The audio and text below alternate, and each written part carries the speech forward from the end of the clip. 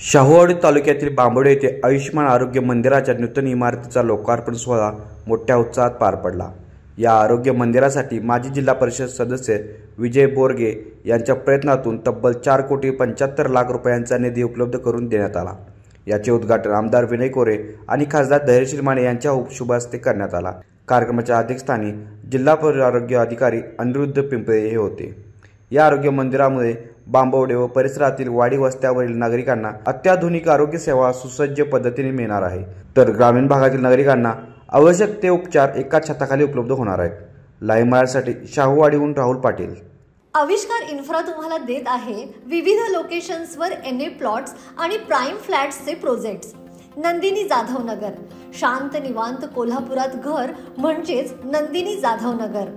मल्हार रामगिरी, तुमच्या स्वप्नातील बंगल्याची पहिली पायरी। मल्हार रामगिरी हातकणंगले। पॅनोरमा हिल्स आंबा, सह्याद्रीच्या कुशीत निसर्गाच्या सानिध्यात तुमचं स्वतःचं farm house. Padmavira city Jaysingpur, एक आधुनिक लाईफस्टाईल देणारा 1 and 2 BHK होम्सचा प्रोजेक्ट।